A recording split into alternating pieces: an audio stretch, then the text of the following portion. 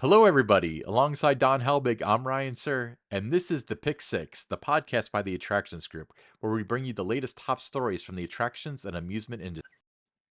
Before we delve into this week's Pick Six, let me remind our listeners where they can tune in to the Attractions Group podcast. You can catch us on your favorite podcast platforms and be sure to subscribe, like, and follow.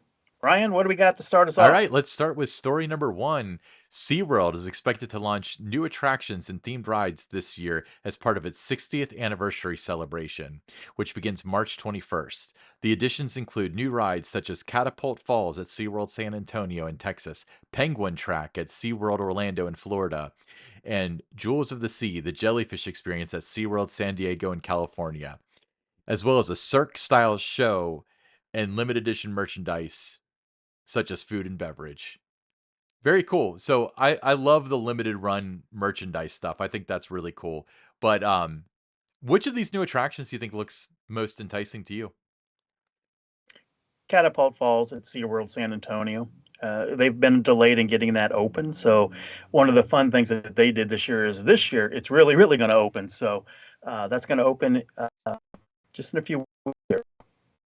Yeah, I think that's really cool. Penguin Trek at SeaWorld Orlando looks awesome. I think that's going to be really cool. That's taken over the old Penguin exhibit, which has penguins now, but had penguins and a dark ride, and the dark ride went away, and now it's going to be a ride in penguins. So if that's not enough of a mouthful, I don't know what is. But you know what the sneaker is the Jewels of the Sea jellyfish experience at San Antonio, or I'm sorry, at San Diego, Mm-hmm. because everything that we've heard involves SeaWorld not investing in animals and more investing in rides. So it's kind of cool that they're doing that, don't you think?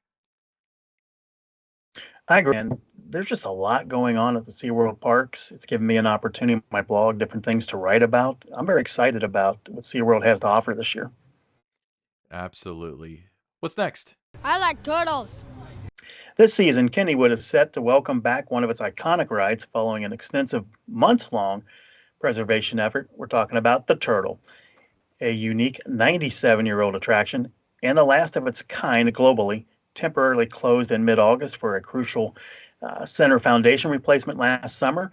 In a recent Facebook update, Kennywood announced that the successful completion of the center foundation reconstruction was complete, and within the next step, it's going to be, just the connection of the wires, and alongside the essential repairs, the ride's 6 turtle cars have also undergone a fresh coat of paint.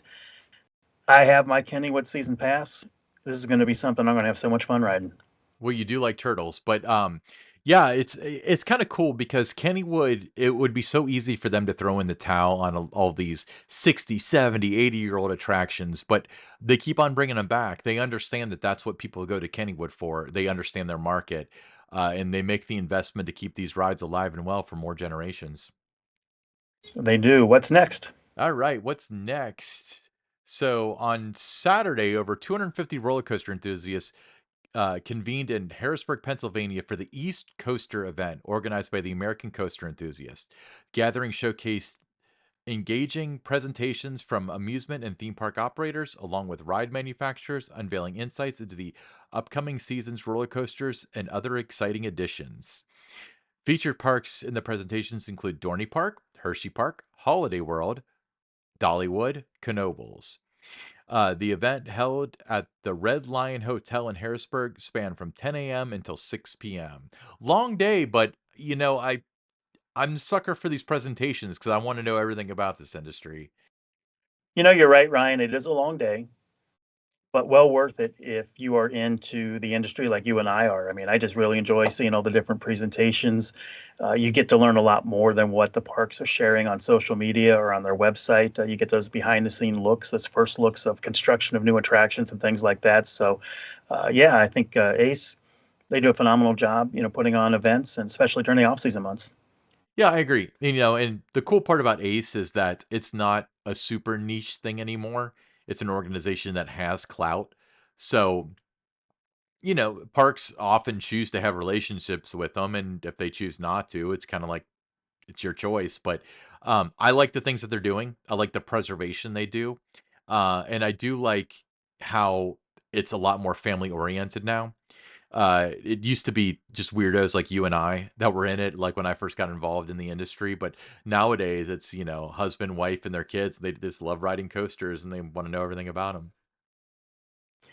Yeah, I mean, just a great organization. And if you're not an ACE member, go online, aceonline.org, and find out more about the club. Awesome, cool. Yep. Next story. Right. In a thrilling anticipation of warmer days, Six Flags Great America in Gurnee, just outside of Chicago, has set the stage for the 2024 season with an opening date slated for Saturday, April 20th at 10:30 a.m. Adding to the excitement, the park unveils its latest attraction, Sky Striker. It's a high-flying pendulum ride as riders swing through the skies at speeds of 75 miles per hour. They're reaching a height of 172 feet. The unique experience offers a free fall sensation like no other, a maximum thrills adventure that promises to elevate the amusement park experience to new heights. Yeah, Six Flags have added a bunch of these swinging pendulum rides, but they seem to be very good crowd pleasers, and they look great. Oh, yeah, they look fantastic. And I plan to visit Six Flags Great America there up in Gurnee, Illinois, multiple times this summer. You're going to have to go with me, Ryan, and we'll ride this together. I've never been. I would love to take you up on that. That's a great offer. It's a great offer, but I won't take it. I've been watching a lot of Shark Tank recently. Okay. All right. Moving right along. Exciting details have emerged about the upcoming world's first Wizard of Oz land at Warner Brothers Movie World on Australia's Gold Coast. This innovative addition features two new family roller coasters and immersive thematic elements such as projection mapping, stunning sculptures, and facades along with the yellow brick road. The park has unveiled the names of the new roller coasters.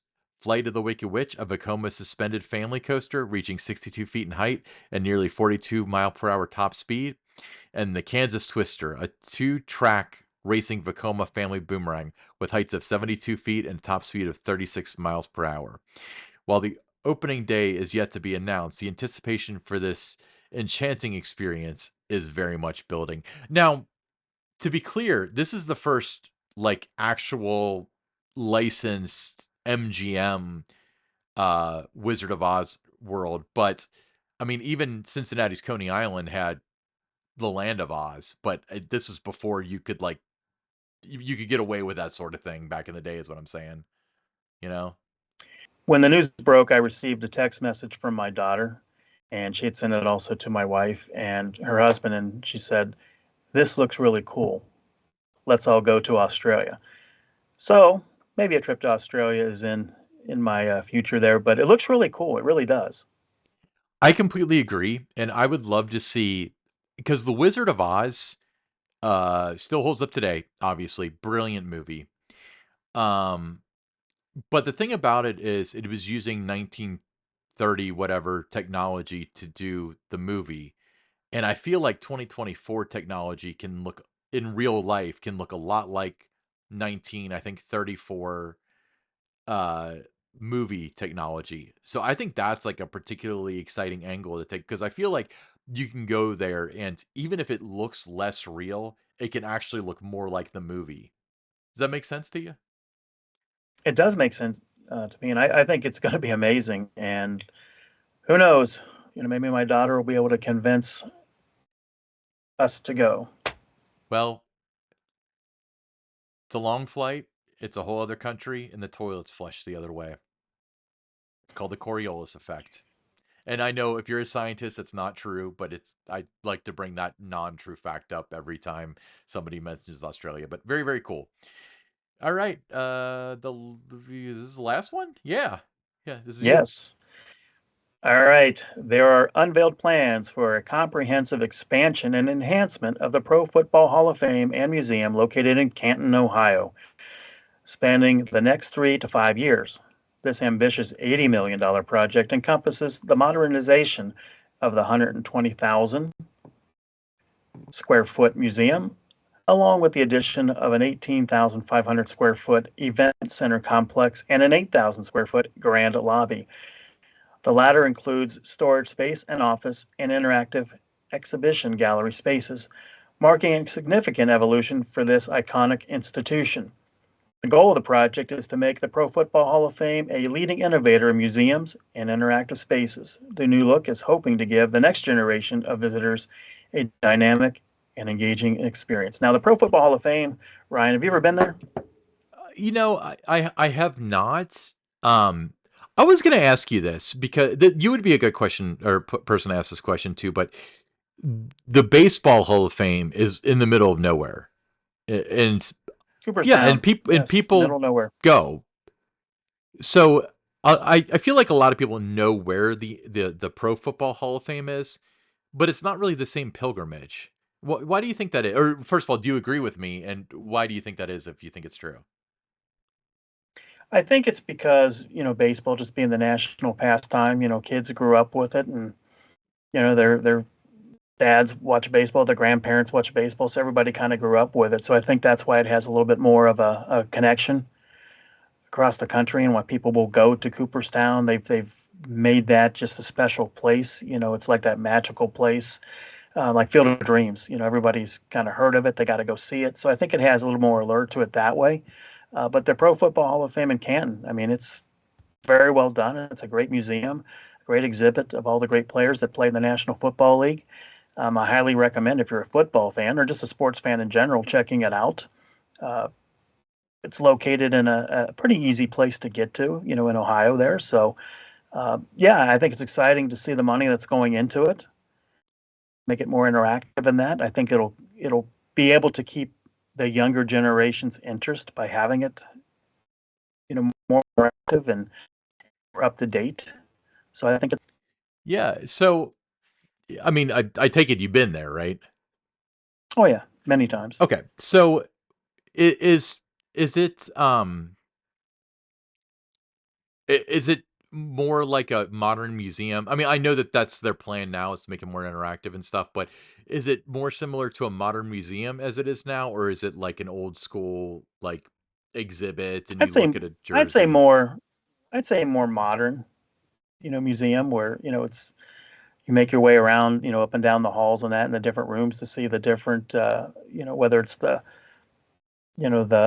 jerseys that you see or the great moments in NFL history, and then you have, the areas where you have all the inductees in there, and you just kind of move down the line. You're just reading about each one of them, and there's a lot of just it brings back memories. When I go of all the players that I watched when I first became interested in football, Mhm.